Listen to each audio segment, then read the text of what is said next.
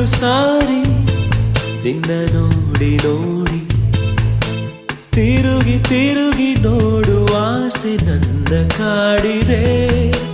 ನಾವು ಸೇರಿ ನಡೆವಾಗ ದಾರಿ ಎಂದು ಎಲ್ಲೂ ಮುಗಿಯಬಾರದೆಂದು ಅನಿಸಿದೆ.